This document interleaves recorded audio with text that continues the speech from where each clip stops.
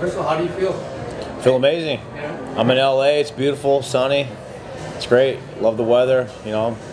Do you enjoy the pressure of headlining? What's life without pressure, my man? You know, you need that pressure to rise to the occasion and make good triumphs for sure. Right, so next time you're in the press conference with Conor McGregor, he should know, right?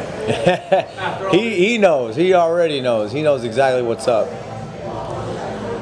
When was the last time you did an interview without the name Conor McGregor coming out? Shit, man, you hear his name all the time. I mean, regardless, you know, the guy's the most searched dude. You see him fighting Floyd Mayweather. You know, how can you not talk about a guy like Conor? He's done great things in such a short amount of time. He's charismatic, so you know he's doing his thing, man. Props to him. How big of an opportunity is this for you, being in the main event on Fox? The most possible leader that the UFC that has is on Fox. You're the guy. You're in the main event. How big of a shot or chance is it? It's a great opportunity. You know, fighters fight, and that's what we came to do. Coming off a great win. And you know, who's fighting back to back like this? You know, name one champion. There's not. I'm the guy to do it. I've been around a long time. People know who I am. They know how I get down. You know, Josh Emmett's coming off a great win. He's made a name for himself and put himself in a top spot. And he's the guy to beat right now. And that's exactly what I'm focused on. I plan on going in there and handling him. Do you feel like he is a deserving top contender? Because he has the big win over Long's the knockout, but he lost a fight last year to a guy who's not ranked. Do you think he's worthy of this spot? That's not my job to decide whether he's worthy or not. I don't really care about any of that. He's the guy to beat. He's the guy in front of me. He's the number 3, the number 4 guy, whatever it may be. That's who the boss called me up to take him out like a hitman, you know, and that's the guy to beat to get to that number 1 spot and get those rematches with Frankie or whoever it may be, Max. So. Those are the guys that I'm following behind, and he's the guy that I'm focused on. That's the guy I got to beat to get to that spot, and is what it is right there. Does Holloway being out of that fight with Frankie change anything as far as your path to the title, do you think? Nah, not at all. Josh Emmett's the guy to beat right now, and I ain't worried about Frankie. I ain't worried about any of them dudes. Josh Emmett's the guy to beat, and we can talk after that. Jeremy, you've been in the UFC for a while. You've had ups, you've had downs, you've had streaks. Why is right now the time in your career where you can really put together a title run? Because of those ups and downs, you know, you learn a lot. The experience inside the octagon. You know, if you look at my record, I've not had one easy fight. From 55 to 45, I fought the best of the best. You know, sometimes on short notice and sometimes with full camps, sometimes giving great performances or, you know, losing decisions. So I take all that experience, I'm taking it with me. I feel like it's just like my last fight. This guy, he doesn't have the experience. He hasn't been in there with guys like me. And with the type of edge that I bring, the type of tenacity, the experience, you know, I have a very good fight IQ. You know, I'm something different. I'm something that you have to watch for. You know, I'm dangerous all around. And I bring a lot of problems to the table, and I take that experience in there with me inside that octagon each and every time.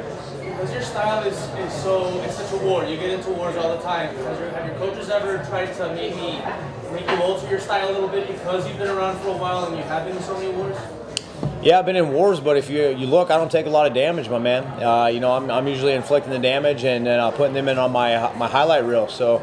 You know, and why take away something that's working? You know, when I'm in there knocking people out, you know, we go to wars and there's a battle, but I take less of the damage. You know, normally when I'm done fighting, I'm walking out healthy. On my last fight, you know, my guys are limping. You know, they're on crutches, and you know they're getting wheelchaired out. So that's not me. I ain't getting wheelchaired out, man. That's not my style. I go in there, I inflict the damage. I try to get hit at least. You know, you are going to get hit in this sport. I accept it. But, you know, I go home pretty healthy all the time. How do you feel like you've evolved, Jeremy, going back to your days at 55, living in the Midwest, moving to San Diego, Alliance? I mean, how do you feel like you've changed and evolved as a fighter and also as a man, as a human? I've evolved every day, man. You know, I'm a human. I make mistakes. I do shit that I'm not supposed to do. And I go back and I learn from it. You know, you live, you learn. That's part about being a man, being a father, and being a fighter. I've learned from my losses. You can go back and look at my fights, and you can be like, damn, Jeremy's actually evolved every time. He's took that loss, he's accepted it, he's came back, and he's grown, and he's progressed and moved past that. I use the Charles Darwin theory. You know, again, it's not the strongest or the smartest person who's willing to survive. It's the person who's willing to adapt to change. Can you make them changes? You know, now I'm starting to take that and make those changes in between rounds. As you can tell, the last fight, you know, I lost that first round. It was pretty close, but I was able to make the adjustments and do that inside the octagon. Dominic Cruz, good friend of mine, mentor, and just an overall leader. He was telling me about how you have to be able to make those changes minute by minute, round by round, second by second. And we're putting it all together like my man asked over there. That's what I'm doing at 31 years of age. My punch count's doubled now that you know, I've gotten older in my career, and things are getting better. And this is a lifestyle for me. I've made it into my life, and you know, I carry myself accordingly on the outside of the ring as well. How about as a person? You think you've grown up for sure. If you're fighting and you're evolving, you're definitely growing as a person. Thing is, you know, a lot of internet, you know, geeks and all the people that behind there, they can sit behind the computer and be like, oh, well, you should have done this or you could have done that. But I'm actually doing it in real life and doing it in like an art form. And you know, to make those changes, to make those growth, it takes a lot of balls. Anybody can look at somebody and pick them apart easily. That's easy to do in fighting because it's raw. You can tell what type of man I am by the way I get hit or the way I come back or how I deal with adversity, how I deal with a loss, how do I act when I win. You know, so that's there's a lot of growth in fighting, and there's things that you can take from fighting and put it into the real world. I saw in your bio you say you never had another job except for fighting. Oh no, I've had jobs before, you know. So in your bio, I guess you said you had nothing else. School of Hard Knocks. And oh, what bio? Oh yeah. The UFC has on the road. Yeah, that's fake news, man. UFC.com is fake news? No. I mean, I've been in the game for so long, so. I mean, I used to work at Midwest. There's a place called Quick Trip. It's like 7-Eleven around here, and I used to work in the most ghettoest one. But it was like one of my favorite jobs, you know. And I love working there. People would steal gas all the time, and you know, bums would come in. You know, I'd give an extra couple dollars if I saw like a bum was hurting. You know, he's bringing in like 5 cans. I'd give him like $5, and he kind of look at me, and I'm like, yeah, get out of here, bro. Like, so you know, I've had jobs before. I know what it takes, and I enjoy this job the best. It's not really a job; it's a career, and it's a lifestyle for me.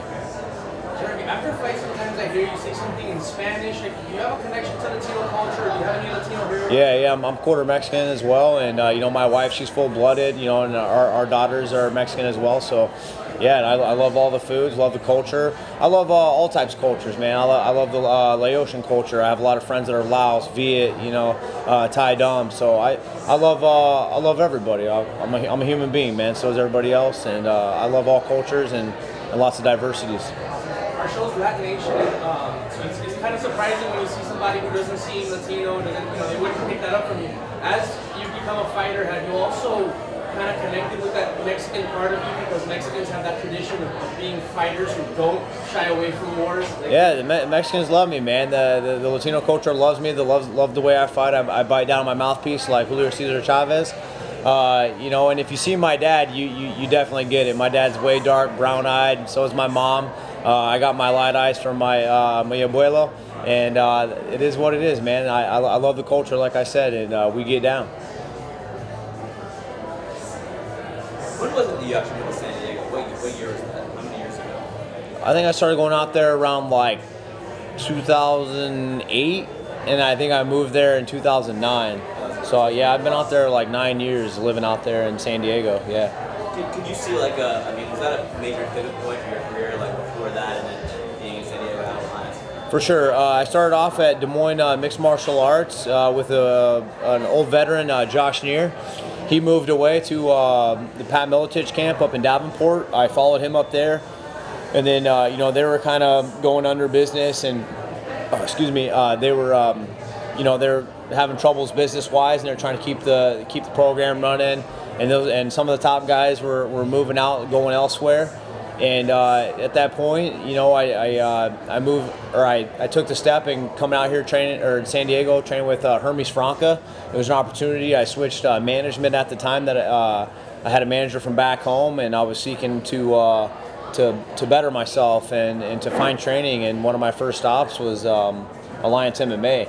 And once I got there, I just fell in love with it. I fell in love with the coaches, the training partners. Everybody was super cool, you know, no egos. And, you know, you fall in love with this weather out here. It's February, and it's gorgeous, so, you know, can't complain. Do you feel like San Diego is home now? Like, do you consider it home? Yeah, 100%. Before, I'd fly back. I was always like, am I going to go back home? And I didn't feel like home. But after a couple of years, it's definitely home. That's where I lay my head, and that's where I see myself for many years to come. I'll always go back to Iowa and join my family and keep part of my roots there. But San Diego is definitely a place where I see myself living for a long time. What is Eric Del Fierro and that team down there meant for you as far as your career goes? He's a beast, man. He's the music to my ears. Me and him got a great relationship. He's the type of guy, like, he seems pretty cool when he's coaching everybody else, but then when we get in there and he's cussing at me and he's riling me up, and we go in there and handle business, and that's a special connection. That's something that I can't get from anybody else. If I was ever to, say lose Eric, say he gets hit by the beer truck tomorrow, I feel like that would play an effect on me, because he's seen my ups, he's seen my downs. He knows how I fight. It's like I always tell people, it's like playing Mortal Kombat, and Jeremy Stephens is one of his favorite fighters to play with. He knows how to use me and go in there and make me get my wins. So we have a great connection, and I love that connection. So many fighters jump around camp nowadays, training different places, and you've been in Alliance now for many years, and you've grown there, and now you're right back on the cusp of title contention again. Is that kind of a lesson? Do you feel like other fighters, like maybe where you are now is not so bad? Maybe the grass is not greener on the other side in some cases. Yeah, for sure. You got to find what works for you. What works for me isn't going to work for everybody. I'm a fighter who likes to stand up, knock people out. There's ground fighters. I'm a well-rounded fighter, but I like to stand up. But I can do it all, and we have it all there. Some people don't like that type of training. It's very rough. We go through some grueling wrestling matches. We spar hard. We get after it, and we bust our butt on the strength conditioning program. I feel like some people would do our strength conditioning and do our workouts on the weekends. They would just fold and cripple up. And some people come out here and they go home. They pack up with 2-3 days later. You don't see them no more. And some people stay, and that's their fit. What works for me doesn't work for exactly everybody else, and we're a little bit of a smaller weight class gym. There's not really a lot of heavy weights or anything like that there, and we stick to what works, and what works for us is hard work and dedication. If you win this fight in Orlando, where do you see this putting you in the road to the title? Puts me back here talking to you guys here in LA, and who's ever next. Right now, Josh Emmett's my 100% focus, and that's the only thing that I'm worried about. And once we beat him, we can talk about anything else after. Do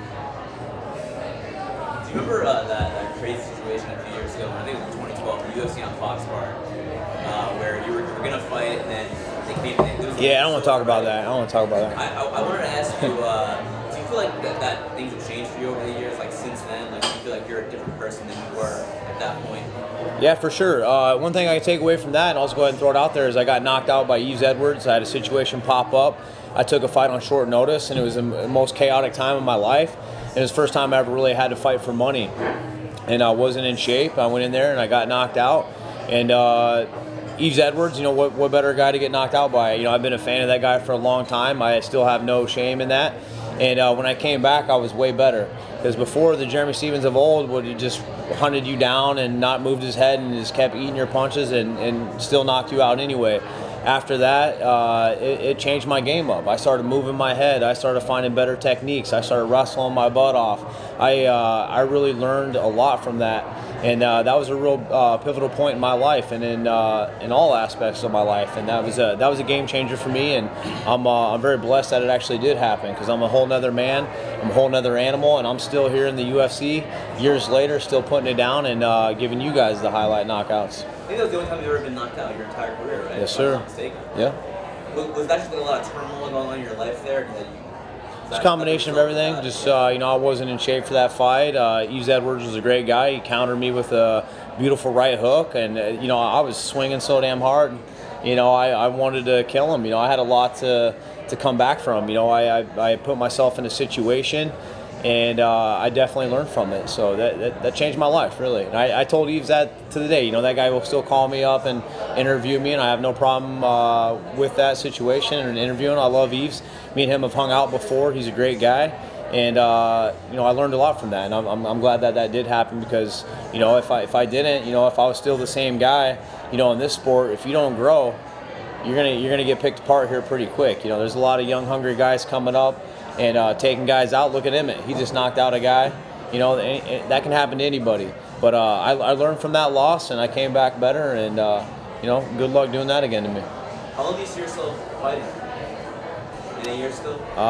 You know, Mark Hunt's 43, still knocking guys out. You know, he just took a loss, but he's still knocking dudes out. You know, I mean, I'll rock it till the wheels fall off. Shit, if I make it till I'm 43, I'm gonna be making some really good money. So we'll see what happens.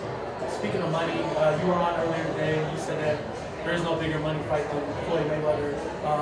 But looking in the UFC, looking in the weight classes that you would fight in, who do you consider to be those money fighters, maybe outside of the Conor? I don't feel like anybody else is bigger than Conor, so I mean, I would just stop right there. If you ain't first, you're last. Yeah, you know, I mean, listen, these guys are talking about money fights, money fights, money fights. Man, shut up and fight. You know, like, I'm doing it back to back in a month's notice. Like, I'm fighting. I'm making good money. Like I told people before, I made more money in 15 minutes than people do in 15 months. Why is that? Because I'm fighting, and I'm about to do it again. So, you know, my pay's going up there. I'm about to be a millionaire here real soon. So, I'm excited. You know, then the money fights it's just not real. Shut up, fight. This is the business to fight. This is the reason why UFC calls me, because they know I'll fight and I'll step up. I was healthy. I'm taking advantage of a great opportunity, and I don't plan on disappointing people in Orlando and people around the world. Do you feel like that Conor fight could never happen, you and him? For sure. Yeah. Yep. You'd move up to 155, because he probably is not going to come. Yeah, I fought at 55. I wouldn't mind. Yeah. You can fight at 70 if you want. So. No matter. We can fight. Anybody just really wants to fight, we don't have to make 45. We could just fight right now. I'm probably weighing like, what, maybe 164 or something like that. I don't know. Let's just fight at that weight. It don't matter. I mean, but you do it as professional. That's the way it is. You know, you sign the contract, you make the weight, you fight, and you do it on a professional scale. Is that a fight that you actively want, though? Like, do you even care about that fight? Not right now. The only fight I care about is Josh Emmett. You know, Orlando, February 24th. Tune in. That's the only fight I care about. Like I said, anything after that, we'll talk later. Josh Emmett's the only guy on my mind right now.